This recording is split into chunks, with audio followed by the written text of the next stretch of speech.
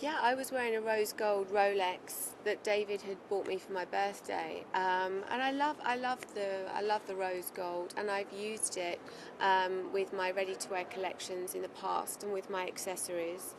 And you know, I just thought this would be great. You know, let's have an element of rose gold in the design as well. You know, it's very subtle, but it's done in a very cool, very chic way. And I think that rose gold again is something that people can very much associate with me, my personal taste, and also my brand. I think that it has a feminine feel to it, but not overly feminine.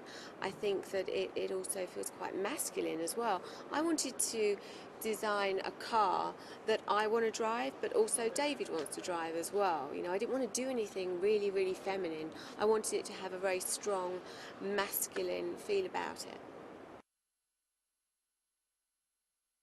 When we started this project 18 months ago, you know, we spoke a lot about the attention to detail, and seeming details like what you see on the inside of the car is very important to me and what I do with my fashion as well.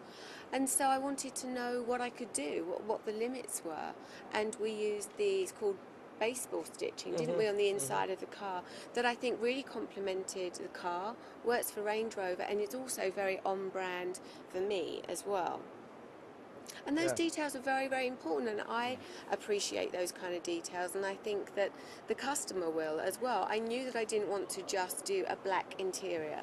I knew I didn't just want to do an ivory interior. I wanted something that felt very modern and very cool, but also had a little bit of a classic feel about it as well.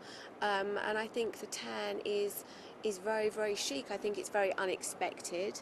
I think it was quite a challenging colour to work with because it is quite different, and I love it. I think that it really complements the exterior.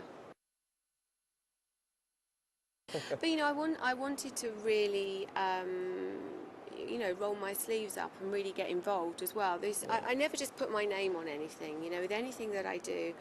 And it was great to go to Gaydon and meet some of the people that have worked for Range Rover, you know, Yes. actually making the cars for years, and really get to grips and to really understand the brand was very, very important to me. It wasn't just about turn up and, you know, sign off on a few designs and then leave. I was very hands-on, and No, I loved every absolutely. minute of it. She was, she was very, said this before, very focused and very diligent. Consistently, she didn't, you know, she didn't get fatigued by it. Every time she came, she, you know, it wasn't a modest thing. She wanted to get into the detail, and she wanted to understand as well and learn.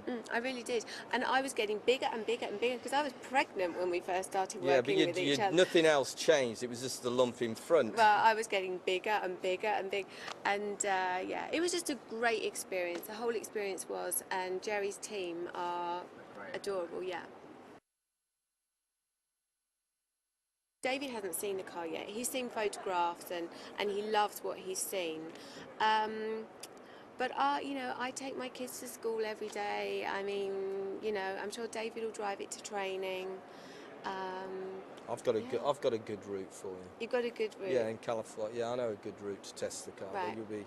Right. But you need to be seen in this car, don't Oh you? God, So, absolutely. you know. But you know, I'm a real mum. You know, everything I do with my kids. Take them to school, pick them up from school, take them on play dates, that kind of thing. And they are very, very excited to see it. Very excited. The kids will love it. I mean, the Evoque itself, it's apparently, I remember reading in the press, it's a car that I remember an article where a journalist said, I've seen lots of cars that can make people turn their heads, but he said, I haven't seen too many that can make people walk into lampposts.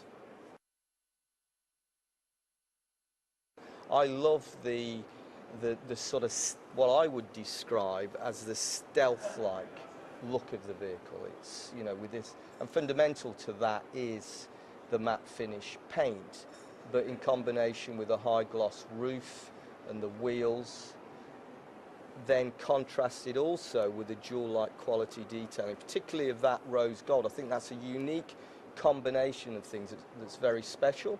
And then when you relate that to the interior, this very stealth-like exterior, it's still very modern. So on the inside, that modernity is carried through, but it's got this vintage twist to it, particularly with the tanned leather. And Victoria was very focused on making sure we got the right leather. We looked at lots and lots of materials. I remember you were totally preoccupied, quite rightly, with the feel, you know, the right tactility, getting that sort of almost like butter soft feel to the leather. And then also some of these other touches like the stitching that reflected Victoria's life in America.